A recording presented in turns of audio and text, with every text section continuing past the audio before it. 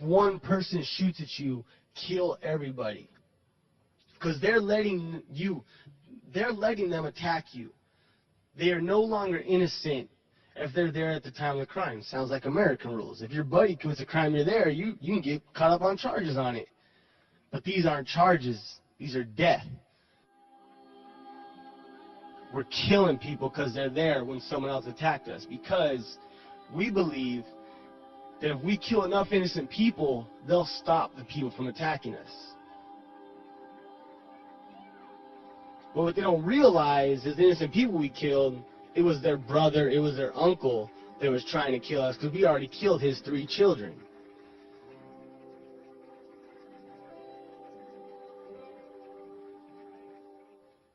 You roll into Baghdad, every single big apartment building is blown up.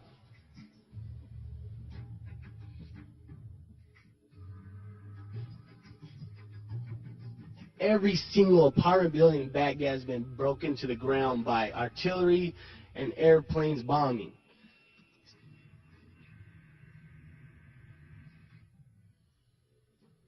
You cannot meet someone in Iraq who has not lost a family member. Could you imagine what we had done in America if in 9/11 everybody in America lost a family member? What would we be doing? Would we be talking about war? No, we'd be in the streets with weapons. And so people talk about, oh, these people killing American soldiers in Iraq, they're terrorists. Not terrorists, they're wearing sandals. And they got an AK. And they got 14-year-old boys building bombs to kill these American soldiers because we've killed their family.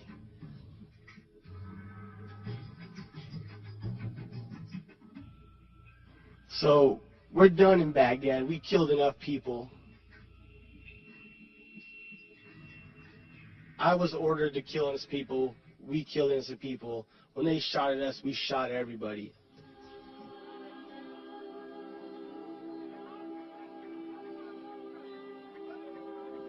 We were done, you know. Every guy I served with was against the war.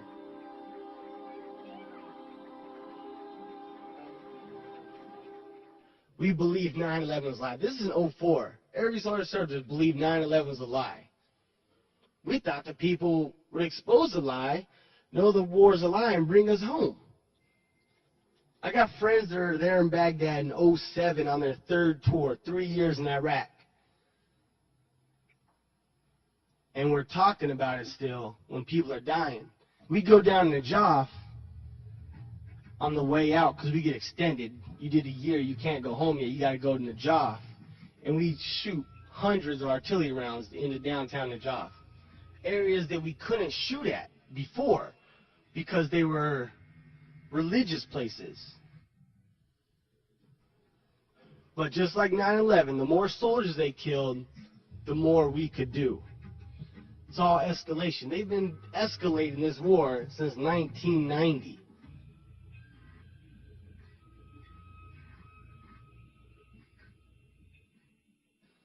And now they're finally, with this troop surge, they're going to put soldiers on every street like they're cops. Because we've escalated. We've let them do it. We've let them do it because we stood by and we've talked about it. We got to hit the streets. You got to stop paying your taxes. You got to stop feeding this fuel. Because if we believe 9/11's a lie, then why are you paying your taxes still? Why are we still letting these soldiers die? And me, as now, I won't even talk to politicians about the war because there ain't no point in it. Democrat, Republican, they're all profiteers of war. Even lots of anti-war organizations are profiting off my brother's pain. You know, no Iraq veterans are getting paid off this war. No, we're all just sitting in the street homeless. I've helped 5 AWOL soldiers in the U.S. since I've been back. Well, I spent 2 years in Canada because I refused to go on my second deployment. I came back, I got kicked out of the military. So that's why I'm here. I'm a resistor. Because we're tired of waiting. We're tired of waiting for the politicians to stop the war. We're not going back for that 3rd tour. I've been helping 5 AWOL soldiers in the United States, and no one's helping me help them. No anti-war organization, no one has helped me help these people. I'm digging money out of my broke pockets to help these people get off the street. And that's why I'm here today, is because, you know, if you believe 9/11 is a lie like I do, and all these soldiers going AWOL, you gotta help the GI resistance. Because we're going to stop the war. No one else is going to stop it. You could have 1 million protests, talk to 1 million politicians, expose 9/11, which you got to keep doing. You got to keep exposing 9/11, but that's not going to stop the war. Because everybody in America pretty much knows it. Everyone in the anti-war movement knows it. They won't talk about it because they're scared of the bad publicity that comes with it. But I don't care. I'm a resistor. You know, the movement wouldn't even touch me because I was AWOL. So I'll say how it is. 9/11 was a lie. I know it. We're soldiers. We know it. So now I'm helping GI resistance, and that's what you got to do. You got to focus on 9/11, but like Dennis saying, you got to keep hurling, pushing stuff. There's 10,000 AWOL soldiers in the U.S. right now. There's a couple hundred in Canada, and they're starving. And we're dying because we believe what you people are telling us. You know, you owe it to us to help us. All these Iraq veterans are dying because no one's helping us deal with this PTSD. No one's helping the soldiers. No one's supporting us. They just keep sending us back to war.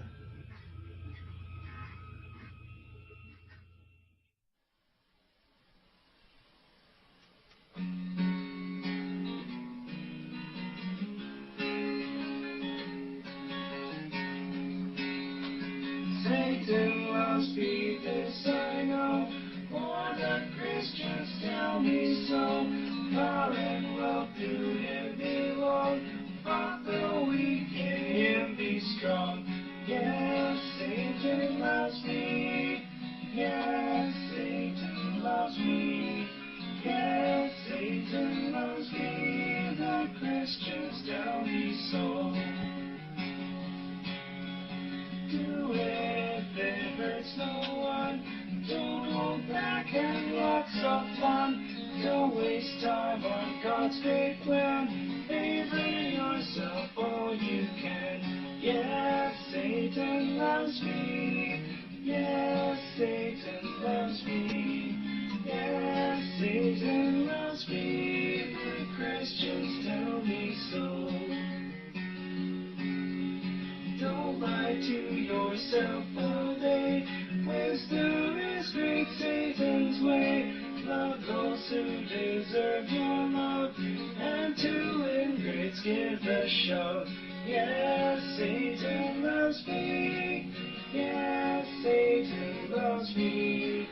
Yes, Satan loves me. The Christians tell me so. If someone has done you wrong, get revenge and you'll be strong. Honor those who keep their deals, those who don't just want free meals. Yes, Satan loves me. Yes, Satan loves me. Yes, Satan loves me. The Christians tell me so. No man is an animal. He's involved above them all. Things that Christians call our sins lead us to all of our wins. Yes, Satan loves me. Yes, Satan loves me. Yes, Satan loves me. The Christians tell me so. Satan has been the best friend of the church from start to end. With his help it has for years ruled our lives with guilt and fears. Yes, Satan loves me. Yes, Satan loves me. Yes, Satan loves me. The Christians tell me.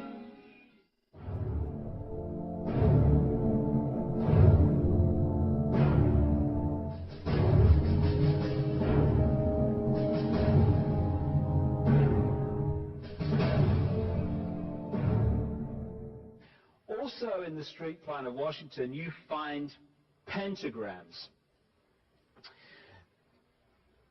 Symbols are not in themselves negative. The five-pointed star, the pentagram as we call it, it's not in itself negative, just as the swastika in its original form is not negative. It was just a symbol of the sun. Other things too, probably. What the Nazis did, however, was take the swastika and turn it round to indicate the negative. It's what they call reverse symbolism in Satanism. So what they do with the pentagram, which is why it's become a satanic symbol, is to turn it upside down, so it's pointing down. Reverse symbolism. It's the same with the dove, Semiramis. To the general population, the dove equals peace, love, and all this stuff. Reverse symbolism, the dove equals death and destruction. So here we have two pentagrams in the street plan of Washington. The top one points into the Capitol building, and the one at the bottom points into the White House. And not only do they reverse the pentagram to indicate the negative, another way of doing that is to distort the pentagram so it's not in a geometrically equal pattern. Some lines are longer than others, and that's what you see here.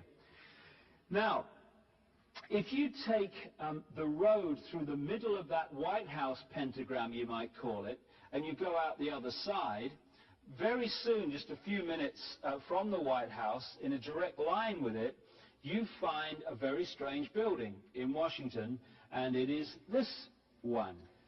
What you're looking at here is a building that looks completely out of place among the streets of Washington, the Washington environment, and that whole area.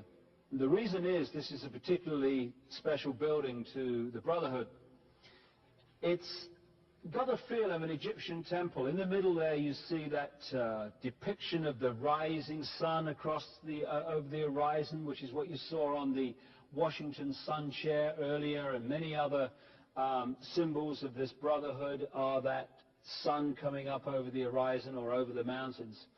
And on the two sides of the steps you've got their symbolic depictions of the Sphinx, etc. So what are we looking at here in this strange building just down from the White House? Well, we're looking at the Supreme Headquarters, 33rd degree Scottish Rite of Freemasonry. Because Freemasonry did not begin in the 16 and 1700s, as is claimed. That's when this strand of the Brotherhood got the name Freemasonry. What it really is a face or a mask on the one face that goes back to the ancient world. And this is where they're coming from, the ancient Egyptian Babylonian world, where these bloodlines came out of a long, long time ago. Here's another more close view of that half sun coming up. And when you see it live, as it were, when you're actually there, it's a beautiful depiction of the sun. And in the back, they've got a bust of George Washington, first Freemasonic President of the United States.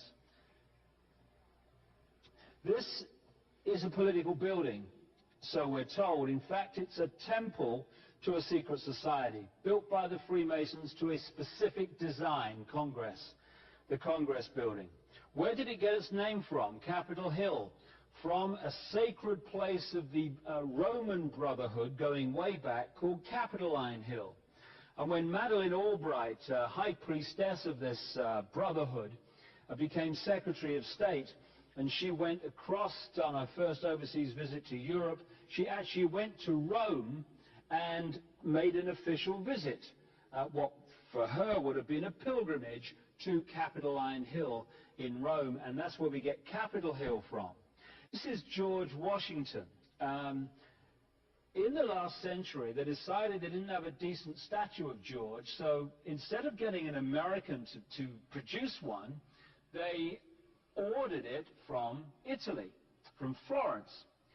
And when it arrived on the dockside, people were staggered, because here was George, the first president of the United States, depicted naked from the waist up with this cloth over his Bill Clinton's.